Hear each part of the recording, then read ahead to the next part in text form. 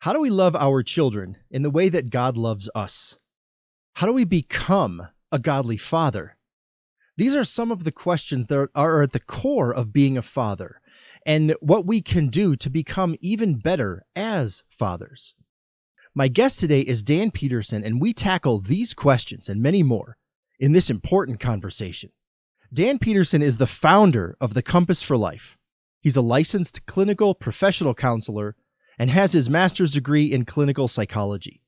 He specializes in helping adults who work with or have challenging children, help them develop strategies for their child to succeed in both the school environment and the family setting. Dan wants to provide parenting tips for children with behavioral problems and encourage positive parenting.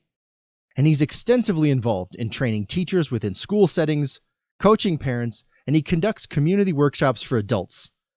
And he also has an excellent 90-day parent coaching program that you need to check out. All right, let's begin. Well, hey, Dan, good morning. Thanks for being here. I'm looking forward to our conversation quite a bit. Yeah, me too. Appreciate the opportunity. Yeah, so we're talking about a really big and important topic, and that's men becoming godly fathers. So I'd love to start with just some high levels, sort of a definition from your view. When you hear that phrase, godly father, what does that mean? What does that mean to you? Yeah, it's interesting. I'm doing a study right now, just in my own quiet time, about the attachment we have with our primary caregivers and how that kind of influences our attachment or our connection with God. And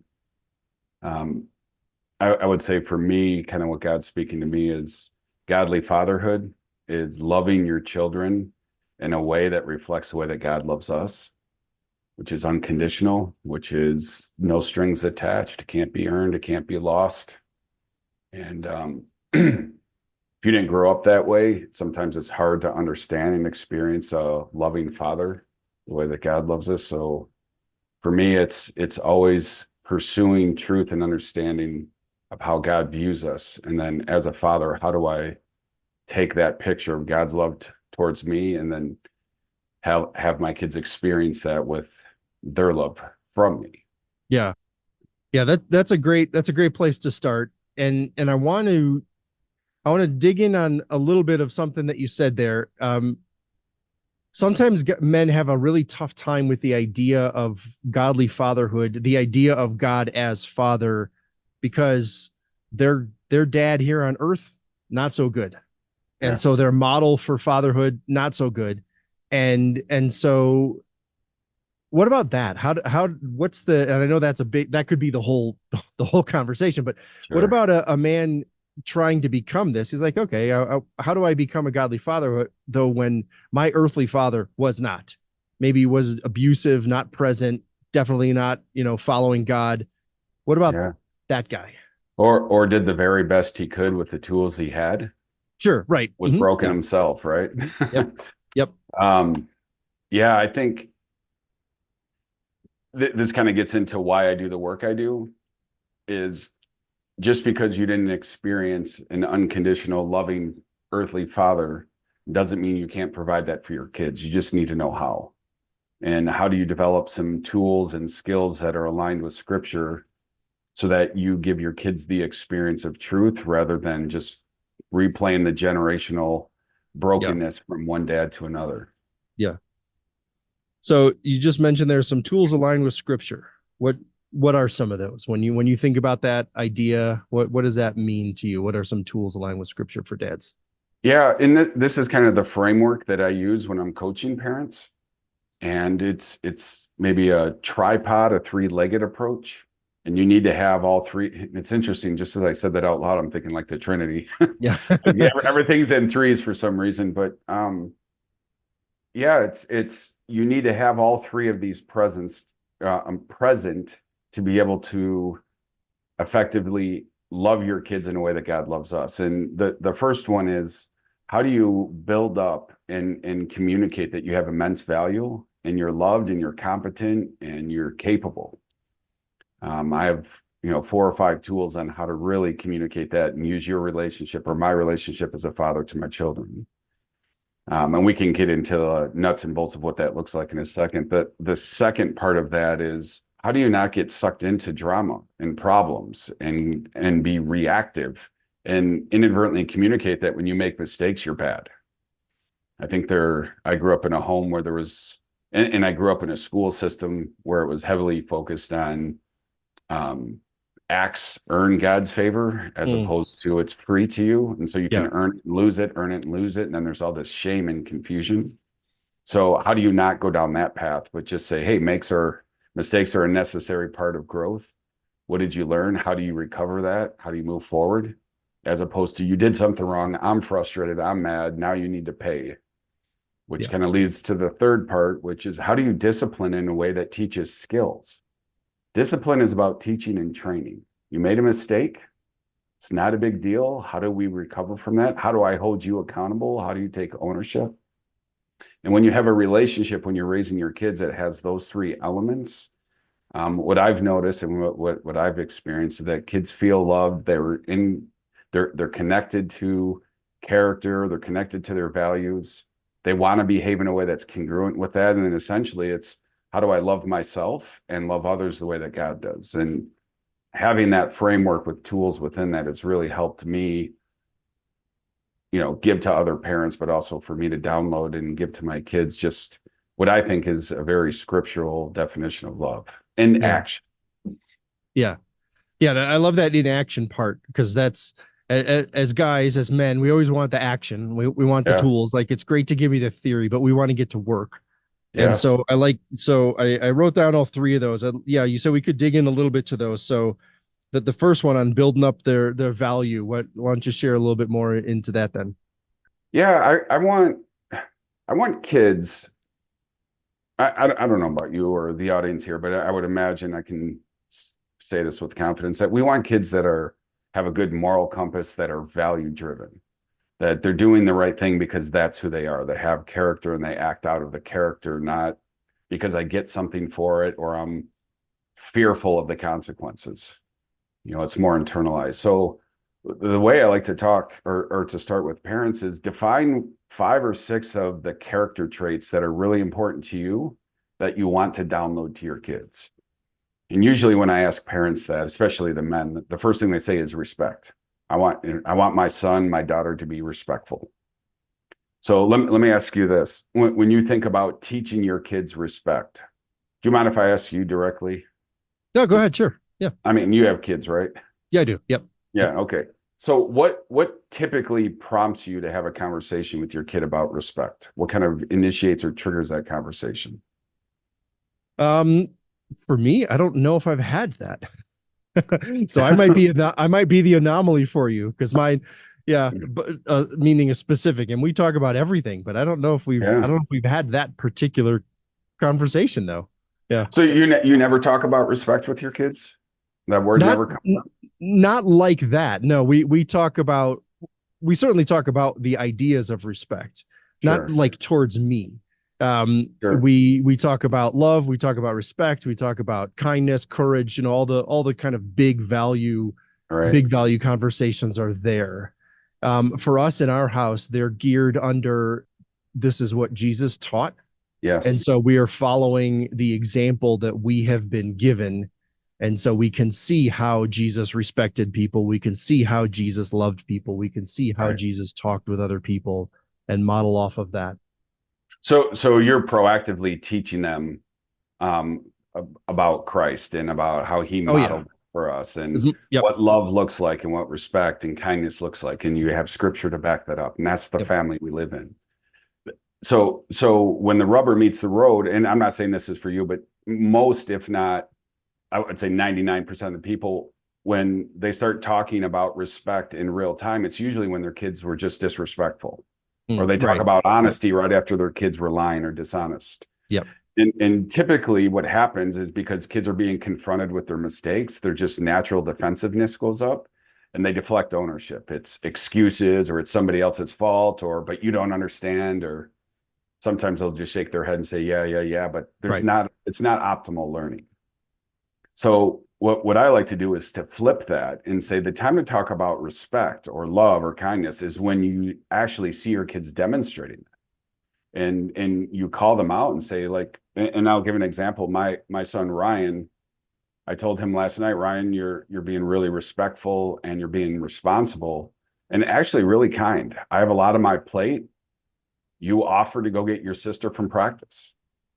So when he actually demonstrates a quality or a behavior that's in alignment with that, I want to use that moment to confront him, to reveal to him, to provide evidence that you are a man, a young man who has responsibility, respect, and kindness because you're doing it right here, right now. And when kids start to hear that over and over and over again, in the moments where they're showing it, their brain is in an optimal state of learning and receiving that feedback. And then if you provide enough truth and evidence over time, they start to believe that I am respectful. And what happens if you're a respectful person? When you behave disrespectfully, your conscience kicks in and you want to correct it, right? As opposed to if you just hear all the time that you're disrespectful, disrespectful, disrespectful, they start to Right. believe that they're disrespectful. And then there's this like kind of internal conflict is, am I respectful or am I not? I just want to be super clear with my kids that you are a respectful young man. Here's the proof. And I just do that day in and day out over time. And what I've noticed is my kids just they emulate those behaviors, those values, primarily because they believe that that's true about them. Yeah. And I like how you are describing that, because you mentioned discipline a little earlier. So we'll kind of come back to that. And I'm going to connect it here. When you're talking about discipline, a lot of dads think of discipline as just I'm correcting this behavior right now. Yeah. But you mentioned there earlier talking about discipline in the context of skill set. I think it was the third point that you brought up. And Mm-hmm. when you describe the way that you are discussing respect, or you're pointing out respect to your kids, that's more of that teaching skills part of Yeah. discipline. Like I like to use discipline in the context of training. Yes. This is my discipline. This is my training. This is my skill Yep. set. So share a bit more there about this big topic of discipline. How can men think about this differently? How can they discipline in their families differently with their children to be this godly father? How can Mm-hmm. we start thinking about it a little bit differently, instead of just bam, bringing down the iron fist to correct something that I didn't like right this minute? How do we Yeah. think about Well, discipline different? no, so that's a great question because that's usually the impulse that we have as men is when we see our kids being disrespectful, we feel compelled to bring the hammer down to make sure that gets stopped, like that ends or that gets corrected. And if we're not careful, if we try to communicate that when we're elevated, we're frustrated, we're irritated with them, a lot of times the whole message gets convoluted because they see how disappointed or irritated we are, which then communicates that you're a bad kid or dad's disappointed. Like again, it's hard to really learn a lesson when you have to juggle all that dynamic. So I like what you're saying, where discipline is about training. I was actually doing a study on this where it was talking about God disciplines those he loves, and then the commentary was discipline isn't punishment. It's not you need to pay for what you did. It's teaching and training. So if we look through the lens of when your kids are making mistake, it's a sign that they don't have a skill set, they're immature, and they need practice at it. So how do we create space for them to learn the lesson rather than, the pain and punishment trying to motivate change? So Right. what I like to do is I like to use this analogy. You're a referee and you are officiating a basketball game. But players dribbling the ball down the court and they step out of bounds, whether their toes on the line or they're 20 feet out of bounds. The ref just blows the whistle and says, out of bounds, turnover. The ref doesn't chase the player down the court saying, hey, look out, if you step out of bounds, it's a turnover, or that's the 10th time you did it. Why don't you go sit down? Like the ref has no personal investment, whether the players are in or out. Their lane and their responsibility is just to show them what happens when they're in and out. And I've never met a player. I used to coach basketball. I played all through college. I've never seen a player grab the ball and run out of bounds on purpose. They're not looking for the drama and the attention because there's no Yeah. incentive to do that. In Yeah. fact, the more that they're called out for running out of bounds, the more they start to become conscientious of that boundary. And the more they start to correct their own behavior and avoid that. And as they're doing that, their skill set, the ability to dribble, to run, to keep your eyes up the court, to see the out of bounds and pivot and go the other way. That's the model of discipline. right? So no player is born with the ability to dribble the ball and stay in bounds. They actually learn that because they're being taught skills. And when they screw up, it's just there's accountability, try again, accountability, try again.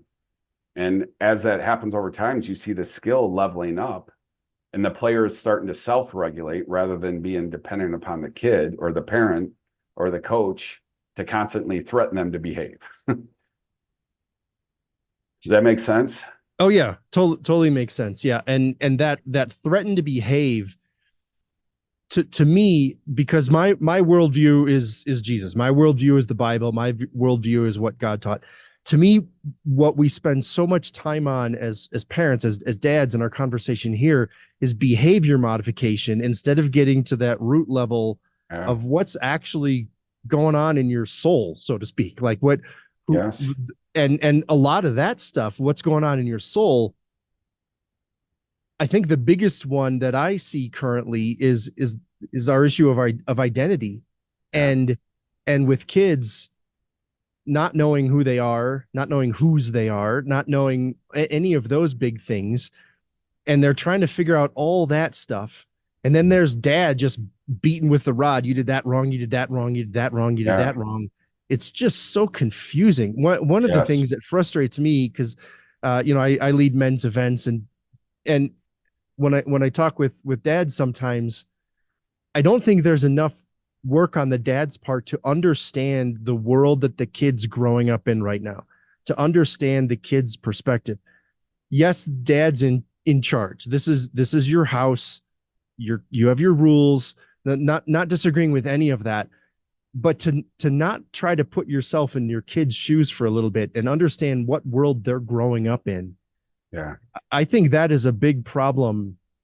I'd love you to speak to that just for a minute. What do I need to do as a dad to really actually, or is there value? What are just your thoughts on me trying to understand from my kids' perspective the world and their side of the conversation? What are they thinking? If dad's just screaming and yelling and doing the traditional discipline, I know I rambled on there for a bit, but just a Yeah. handful of thoughts that came to mind while you were talking. Yeah, and I have a couple thoughts on a few of the things you said. The first thing is I just want dads to know that when you like are screaming or yelling or you're using the rod, metaphorically or Yeah. physically, you're doing that because you deeply love and care and take your responsibility as a father really, really seriously. You just need to know that the reason you're being triggered or like feel so compelled to go get your kid to stop, it's because they're violating a value system that you hold dear and is going to serve them well. Kids that are, especially boys that grow up and are super disrespectful, there's a lifetime of pain that they're going to have to experience. So because you love them, when you see them violating that, you're going to be drawn. But if you don't have a plan on how to do that and you don't have awareness that I'm inadvertently communicating to my kid that you can't trust me, you can't come to me, I'm not safe. Yeah. Like Yeah. good luck, because you're right, they become very confused. Right? Am I good? Am I bad? Am I respectful? Am I disrespectful? If I make a mistake, they don't like, could you imagine if that's the relationship we had with God, that every time we made a mistake, he came down and hammered us? Right. Right. Right. But that's really difficult for a lot of men to understand, like what a true relationship with Christ is, if that's the model you were given from your earthly father. Right. Right. So really what I like to do is I like to help parents, especially fathers. What are those values, those character qualities? A lot of times Christian men will say like the fruit of the spirit, but what are those that you really want to see your kids demonstrate? And just know that whenever they violate it, there's a temptation for you to come down with the hammer. You have to have a different strategy to teach and train during those moments that doesn't involve you being frustrated, angry, upset. And you can't get to that place first unless you've created a foundation where you're constantly connecting, building, blessing, encouraging your kids with your words when you see them showing those qualities first. I'm really conscientious about taking ownership in our family. So anytime my kids make a mistake, it's really important to me that they're humble enough to say, I'm sorry, my bad, and then they move forward. My kids are not open to doing that unless I've proven to them up front that you have honesty, you have integrity. Here's all the examples and proof. And I do that day in and day out. I want to make sure, and that's why I have this kind of three-legged approach. If you're building your kids up first and foremost, and you're proving to them you are a man of integrity, you are a man of honor, you are a man of honesty, whenever they violate that, they're going to be much more open to take ownership and move forward because it's not really their identity, right? Your identity, the person who you are, is first and foremost, you're created by God, you're loved, you're valued. And then you're also built to function in a way that's in a loving relationship with him. And that's by being kind, by Yeah. being respectful, but these boundaries and rules aren't to be controlling. They're actually your guardrails. When you behave in a way that falls in line, all of your relationships flourish. And yeah, that's a great point. In general, that's a great point, because a lot of people look at the Bible and they say, well, it's just a list of do and don't. It's just Yeah, you can't do this, you can do this, you can't do this, you can do this, without realizing that while that is true, we have the 10 commandments. These are the right. We have a specific list of things.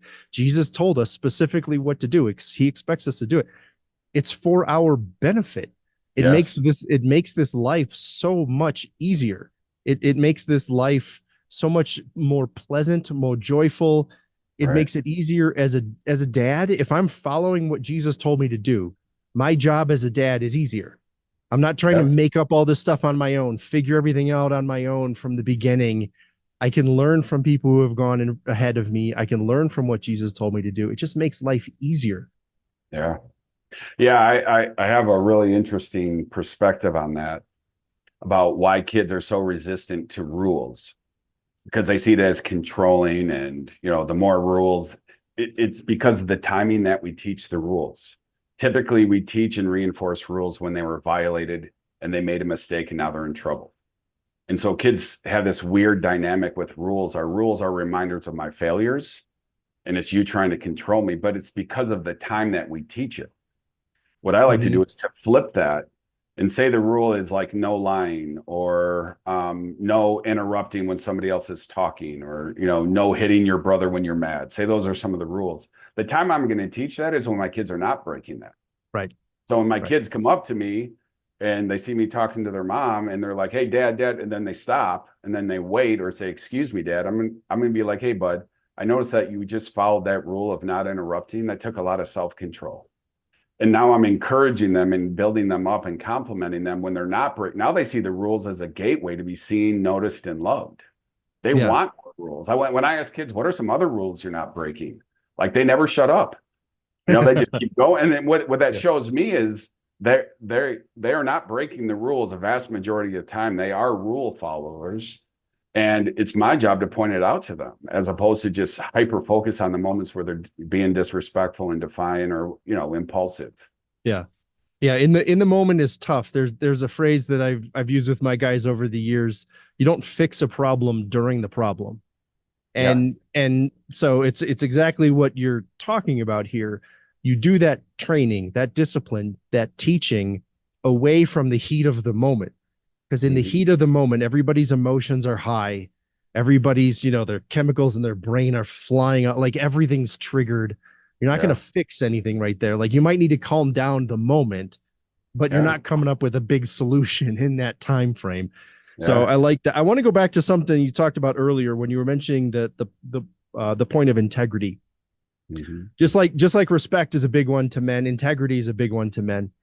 And one of the ways that I like to talk about this and teach this to guys is how often have your kids seen you own up to your mistakes? How often have they seen you as dad say, I'm sorry, I messed that up, whatever the thing happens to be? For some men, they're still in the mindset of dad is right, dad is always right, and the kids can't see any crack in that facade. Yeah. What's your mindset on that? Why what's should the kids see dad saying, yep, I messed up? How's that work for you? Yeah. No, this is really important. This is something so I'm a therapist that's been working with children and families for 30 years. I'm also a parent coach. I have a really clear, but I'm human, right? I have moments where I lose my patience, where I yell or I say things I shouldn't. And my belief is that, and there's this kind of like really popular phrase I hear all the time now, lessons are caught, not taught. Mm. I want to be in integrity where what I'm teaching and holding you accountable is the same standard that I hold myself. And I got to be honest, Warren, and I can think of a couple of specifics, but this happened a few months ago where I just lost it with my son, started yelling, like he was just complaining and whining, complaining and whining. I just like, I had it like this. So I snapped and I said some things I shouldn't. And, of course, when I walk away from that and my stress hormones, come down, I feel tremendous guilt. And I know my parents, they would never come to me and say I messed up or I shouldn't have yelled, or it was like, well, you shouldn't have done that. Like if Right. you would have listened, I wouldn't have had to. Right. And really when we say that, here's what we're teaching. You are not accountable if somebody else frustrates you or is unjust to you. Right. That's actually a free pass to do whatever you want. Right. And so what I want to do is model for them how to apologize. So I just go to my son. I went to my son and said, listen, man, I totally lost my patience. I acted in a way that is not congruent with the type of man I want to be and the type of father. What I said hurt you, and I get that. And I'm going to do whatever I can to make sure that doesn't happen again. Is there anything I can do to help you feel like more comfortable, more loved, more at peace? Because again, an apology is meant for the other person. It's not meant to clear your conscience. And I got to tell you, ever since I've been taking that stance, especially my boys are so much more likely to come back and apologize after they've screwed out without me needing to say or do anything at all. Yeah. And I don't think they'd be willing to do that if they didn't see their dad modeling that for them. I agree. I don't think they would, because No. why would they? Who Right. has set the example that that's what a man does? Who has set that example? So they don't have anything to follow. What Right. about guys who feel like that's just demonstrating weakness? That's just demonstrating I'm soft. I can be a pushover. I can be taken advantage of. What about that sort of extreme on the other end of that? Yeah, no, and that's legit. I have to fight against that because that was kind of the programming that I was given as a kid. Like it's right there. And for me, I like to encourage guys to say, what is it that you want your kids to do when they screw up, when they yell, when they break rules? Do you want them to own it and to move forward, or do you want them to come up with excuses? And Right. if you want them to come up with excuses, never own your own stuff. It's not about showing weakness. It's not about showing, being soft. It's about having enough courage, strength, and humility to give your kids the gift of taking ownership. Yeah. Yeah. Which is huge, because if Yeah. we're not in that mindset of ownership, then we're victims. And when we have that victim mindset, everybody else is to blame. Everything else Yeah. is to blame. It's not me. I'm perfect little child, or I'm perfect husband, or I'm perfect father. It's everybody else. So yeah, Yeah. we have to take ownership for sure. Well, and I think the follow-up question is how do you what's the plan to teach your kids how to do that?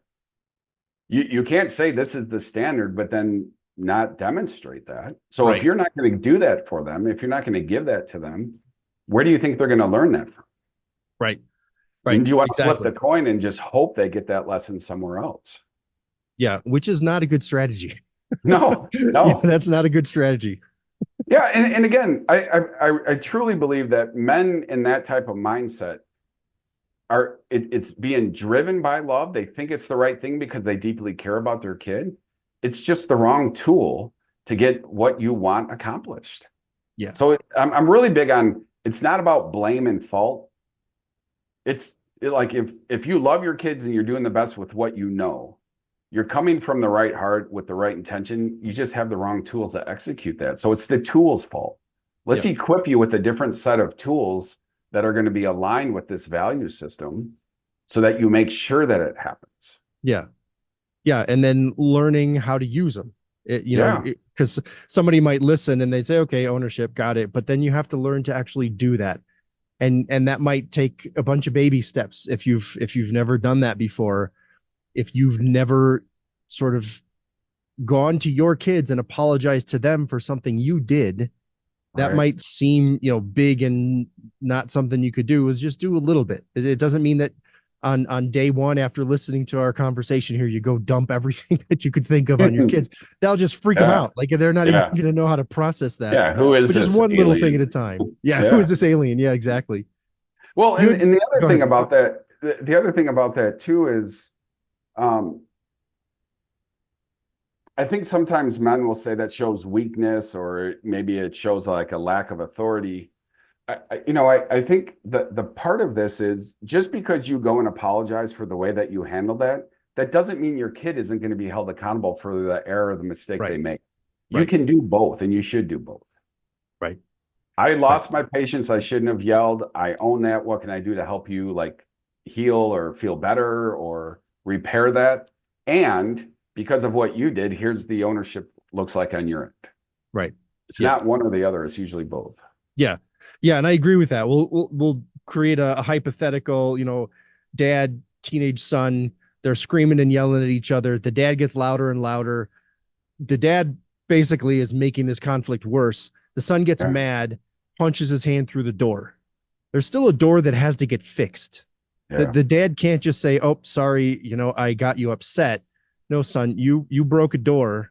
Maybe now we're going to learn how to repair a door. Now you Yeah. get to learn how do we go buy supplies? How we're going to do stuff? Because yeah, you're right. You still have to deal with it. It's almost like the idea of forgiveness and justice, how those two are intertwined. You can forgive somebody and still expect justice to happen. You can forgive somebody and still look and say, you know what, God is still going to judge. I'm not the judge, but I can forgive, and there's accountability and ownership are connected together similarly to me in the way that forgiveness and justice are Yeah. connected together. Yeah. Something you mentioned earlier, I just wanted to go back to briefly. It probably isn't a big one, but you talked about the idea of lessons caught and taught. And I think sometimes as men, we can take that one too far to the other extreme and sort of skip the teaching part because we're so, well, lessons are better caught than taught. Their lessons are both caught and taught, in my Mhm. view. You mentioned basketball coaching. You could have your team sit on the sideline and watch you play basketball all day long until Yeah. you teach them how. They're not going to be a great player. I could show somebody, here's a watch this person playing piano, but until you're taught to play piano, you're not going to be a great piano player.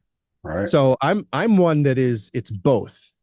Right. Um, what are your thoughts on that, on the caught and Yeah. taught? I agree 100%.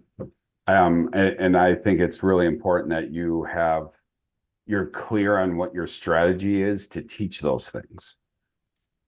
Right. And I think a lot of times dads, at least the dads that I've worked with and dads that I know that need some help, um, their way of teaching that is when the kid violates it, now's the teachable Mm, moment.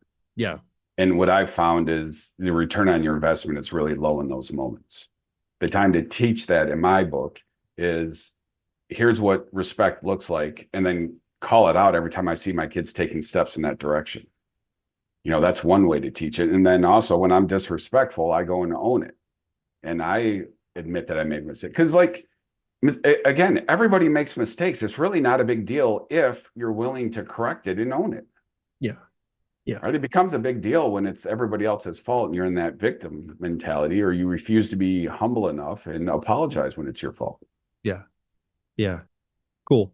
Um, Something else I want to go back to. You talked a couple times on values. For a lot of men, they've never sat down and actually figured out what are my values. I know what I don't like, but what are my values? Or as a family, what are our values as a family? How would you help a guy work through that exercise of figuring out, well, what actually are your values and Mhm. your core beliefs? There's different language out there. How do you help guys find that out? Yeah, I try to keep it as simple as possible. I just say, what are your top 5 or 7 character qualities, character traits that you value when other people demonstrate, you get excited when they violate it, you get frustrated. And you want to make sure that you're giving that to your kids. And what's interesting, if you were to like Google character traits, you'd come up with a list of like 500. Right. But I Right. like to ask parents to identify that, or dads to identify that, because it's going to be the language that they use. Maybe they, see the list and it's like citizenship. Yeah, like I'm never going to use that word. Right. But when they come up with, like, say it's like respect and integrity and responsibility and kindness and love and perseverance, like if you look at these character traits, it's a spider web. They're all interrelated. If you're Yes. being kind, you're also being patient, you're also being thoughtful and compassionate, but at the core, it's love. Everything kind of starts, like the nucleus of the web is love. It all kind of extends and comes back to that. And once parents, and especially fathers, start to get clear about, okay, respect is one of my key values and character traits, and I'm going to start looking for evidence of when my kids demonstrate that, and then they start connecting and pointing that out to their kids. That list starts to grow and grow and grow and grow. But that's the starting point for sure for me. Yeah. Yeah. And I like how you mentioned that they're all interconnected. It's Yeah. sort of, in a way, it's sort of like when we talk to people about the concept of love languages. Yeah. They're all love languages. It's not that I'm 100% words of affirmation and 0% everything else. Like, that's not how we are as human beings. We sort of have all of them at different levels at different times, and they are all interconnected. Yeah. Mm-hmm. You mentioned in there, and you have kids, I have kids. Uh, when we have kids, plural, when not just one kid, one of the things we have to learn as dads is, how do I adapt me for each of them?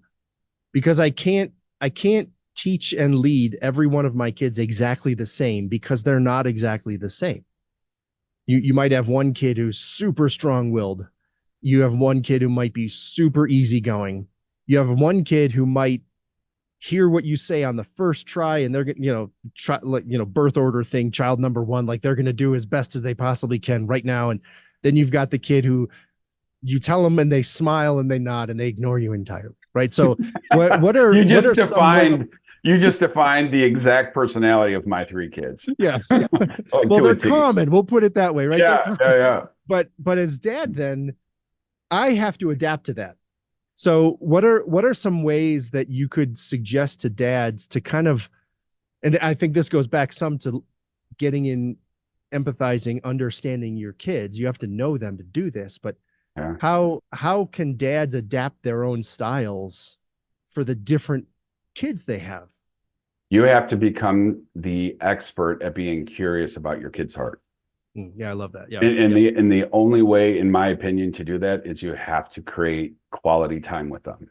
How else are you going to know their heart if you're not spending X amount of time per week, per day with your kids?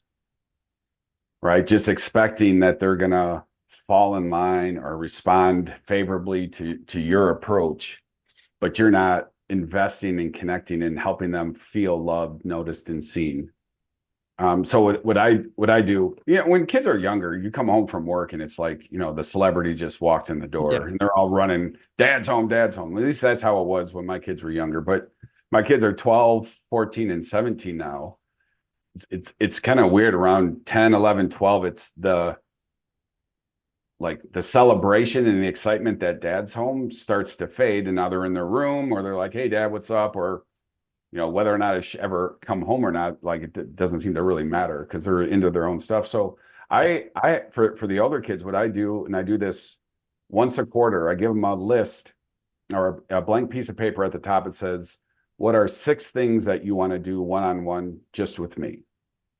And I have them write them down. So it's the things that they want to do. It's on their terms. And then we look at the calendar, we book time. And then I also put at the bottom, what are 3 things you'd like to do where we could skip school and skip work and we go hang out? Yeah. And it might cost more money. So I'm having them define how they want to connect. The other thing I'm doing is I'm really intentional about saying yes when my kids ask for things, not material things, but things that involve time. And it's usually going to be inconvenient and at a time that you're not ready, and it's super spontaneous.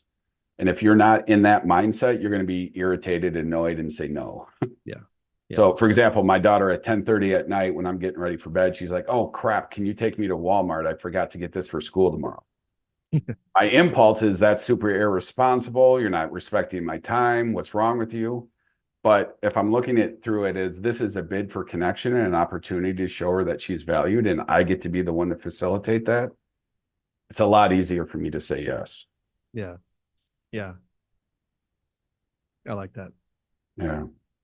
Um, yeah, I have a few other big questions that I want to get to. So Yeah. one of them is the enemy part, since we're talking from a Christian standpoint here. So we do have an enemy of this world. And one of the main things that the enemy uses against us as human beings are lies, and specifically against dads, they're lies.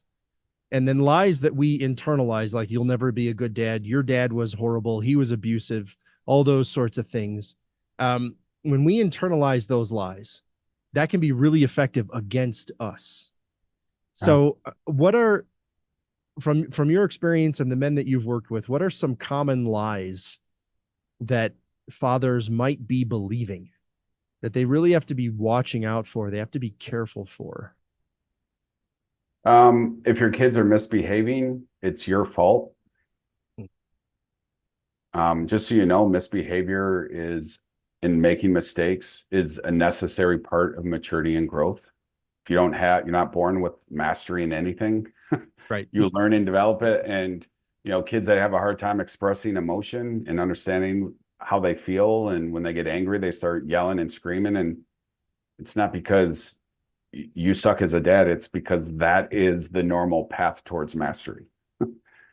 Right. So it's really, this is like when I hold my kids accountable or when they start messing up, the lie that's chirping in my ear is, well, the reason they're doing this is because you suck as a dad.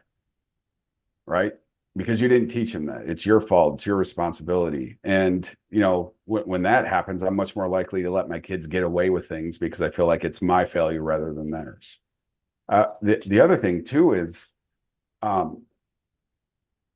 and this is for me personally, my parents did the absolute best they could with what they had at the time. But my concept of am I loved was dependent on what I could do.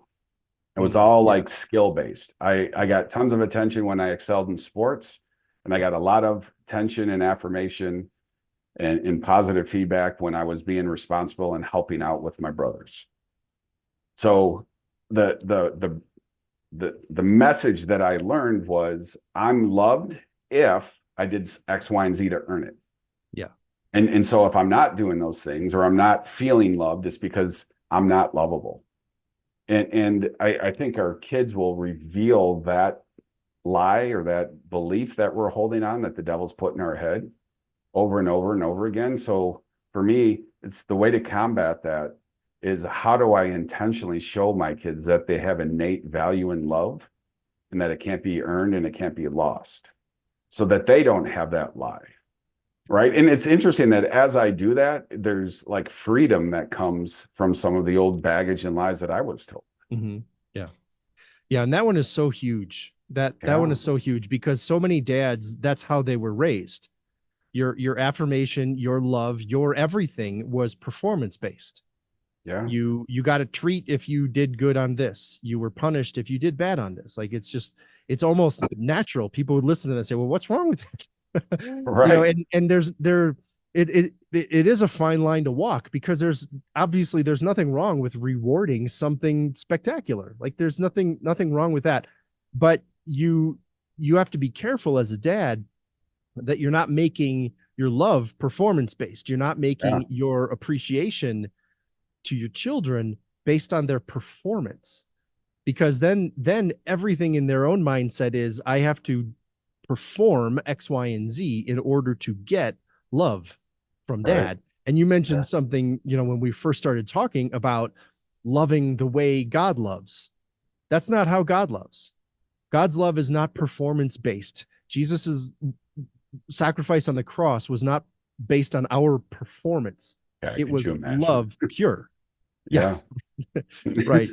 Yeah. One other Yeah. big question. Yeah, go ahead, Dan. No, Yeah. I was just I was gonna say like when you did something well, so here's your reward. Again, I don't think there's anything wrong with that, but that teaches when I do X, I earn Y, or there's more X if I do more Y. And that, I think that's helpful as far as like discipline and you work harder at work, you're going to earn more money.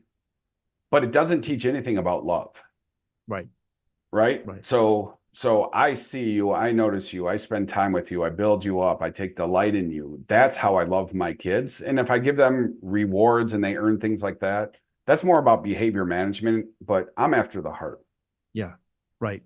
And when your kids learn that, then I think there's also a different level of appreciation for that reward, so to speak, because Yeah, they know they have the love. If we're able to make our kids confident in the fact that they have dad's love, that's priceless.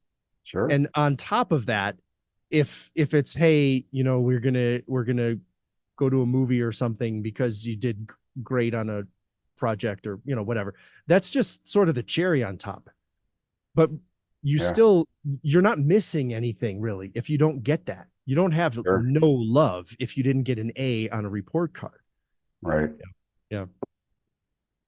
The one other really big question, or from my mindset, it's a really big question that I wanted to ask you about, is obviously we're talking here to men. We're talking about fathers and this idea of fatherhood. Um, what's the importance of mom in this conversation? What's the importance of husband and wife being on the same page? In all of this stuff, because obviously we're on one side of the conversation here, but in the ideal world, we've got mom and dad at home. And so just it's a very big, broad question. What about mom in this conversation? What about being on the same page with her? What if she has a different idea of discipline than you do? There's so many places we could go. So it's a big open ended. We'd just like to hear from a professional standpoint some of your thoughts and experiences on that part of the thing. Yeah. I mean, kind of the first thing that comes to my mind is um, kids were created and their need to have needs that only mom and only dad can meet. And what a privilege and benefit it is to receive that gift from both of them, right? This isn't about one's better, one's more necessary, one's more needed. My belief is that, there's certain things that my wife has to offer my kids that God put in their heart and put in their DNA, and she's the best one to provide that. Me, there's certain things that my kids need that only a father can give, or that when received from a father meets that need. Mm-hmm.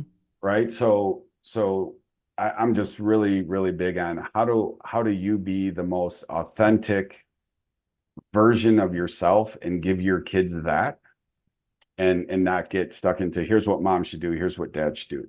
The other part is in just going back to this real quick, the way that my wife loves my children, or our children, is very different than the way that I love them.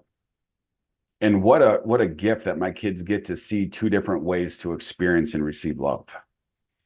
Right? Yeah, it's the design that God has. As far as getting on the same page, getting on the same page doesn't mean you do things the same way.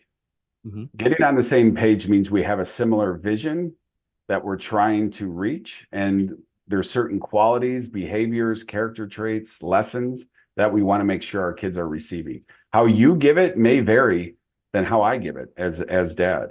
And if the goal was get on the same page, which means do everything the same way, one of you would be irrelevant. One of you would be unnecessary. So, sometimes when moms want to discipline this way, but dads want to discipline this way, it just creates all this conflict. And the way I navigate those waters is, what is the outcome you're looking for? What is the lesson you want to get? Does this way and this way get you to the same result? If so, go for it. Support each other that way. If it doesn't, have that conversation, get on the same page as far as what that looks like in execution. Yeah. Yeah. Because ultimately you're a team. And Yeah. like you said, you're not two identical pieces. You're just a team working together, going to the same goal, going to the same end point. You know, it's I'm a basketball fan, so since you brought basketball, I get to bring that in, right? You could Yeah. say, you know what, every player has to play like Jordan, or no, every player has to play like Shaq, like Yeah. big bruising, dunking all the time, or flying from the I don't want to use too many basketball, flying from the top of the key. We Yeah. completely different styles. Both are trying to do the same thing, win the game. If we Yeah. had to force one of those to be right, it would just be horrible. It would just Yeah. be not a great way to go through life. And you, husband and wife, you are a team, and it's totally okay that you have different styles. Mhm. But you got to be heading in the same direction. Definitely. Right. Right. And I'm from the Chicago area, so like Michael Jordan and the Bulls. I mean, that was my whole Obviously, the high greatest school of and all time. college. Yeah, Yeah. obviously. I mean, it's not Yeah. even close. No. Um, um, but the leaders, the coaches, which is kind of the analogy with parents, you had Phil Jackson, and then you had like Tex Winter, who completely different people, completely different personalities, completely different skill sets. But when they were unified, they got the very best out of their kids because they both brought different angles. Yeah. No, Yeah. yeah, if it was two Phil Jacksons, why would you need two of the same? Like that's just Right. doubling down, right? So Yeah. yeah, how do you, as a husband and wife, a mom and dad, how do you guys bring your unique gifts with the same vision, which is win a championship? Yeah. Yeah. Which they did, because he's the greatest Yeah, of a all time. lot. Yeah. So one of the things there, and then I do want to wrap up because I try to keep it right on schedule for everybody. One of the things there that's important, that means that as husband and wife, you have to spend some time together alone and make sure you have figured out what that vision is. Because so often, husband and wife each have their own idea of what it is, and they just assume the other one is on the same page, but they've never talked about it. They just Yeah. assume the other one thinks, yeah, that's where we're going. That's the same destination. So it's really critical that husband and wife spend some time and figure that out. Um, Yeah, and you're talking about being intentional too. It's just not winging it. right, right, right. You Yeah. can't just, yeah, well, let's just hope we end up where we wanted to be. Yeah, it doesn't work like that. So Mhm. last question I've got for you is, um, I always like to give guests an opportunity to share a bit on something that we might not have covered or we needed to go back to. So as it relates to this concept of becoming a godly father, what is a final point you'd like to leave some guys with? What comes to mind for that for you? Hmm. Yeah, so what if the way that God created your children was for greatness? They had greatness within them. And it is our job as the parents to reveal that, cultivate that, nourish that. And how sad it would be is if that greatness or that gifting that God created, your kids never discovered because you didn't reveal it to them. Right. And if you want to know that you know that you know that you're shepherding your kid that way, that the gifting and the greatness that God birthed in them is coming to life, and you need to have a plan. And if you don't, it's not because you're a bad failed father. It just means you don't have the roadmap that you need. So learn it. Just like if you're going to go like do some plumbing, watch a YouTube video, get some Yeah, training, but yeah, go get the right tools. And if you don't yeah, have that, ask for help and learn it. Like I have a 90-day coaching program where I lead parents through. And in 90 days, the amount of progress you can make at actually revealing that greatness, igniting it, and also disciplining, investing in your kids, getting some self-control around the problems, like the amount of growth that can happen in just 3 months is exponential if you have the right roadmap and tools. yeah, yeah. Because most men have never done any of that. So Yeah. that 90 days that they would spend with you would be amazing, because the Yeah. average guy on the street has not done any. He's not read any books on how to be a better dad. He's not read any books on trying to understand his kids. He's not gone to any courses or events, or the idea of watching a YouTube video on how to relate to 14-year-old daughter. He's like, why would I even do that? Like, so for Yeah. most guys, it's brand new. So if people are interested in that, how do they find you? Where do they connect with you? How do they learn more about what you've got going on? Yeah, the best way is just to go to my website. It's thecompassforlife.com, and that's the number four. I have a contact form on there. If you fill that out, I'll call you back directly. We can set up a call if you just want to like talk a little bit more in depth. I also have like free ebooks and resources and videos just on parenting tools and the type of approach I use and why. But Awesome. yeah, and then like all the links to my social media is through my website as well. Cool. Yeah, and I'll link all that for everybody, and I hope that they go check out what you have to offer, because it can be quite the game changer for parents, for dads in raising their kids. Yeah. Yeah, Well, Dan, appreciate you being here today. Thanks for your time. It was a great conversation. yeah. Really, really appreciate the opportunity.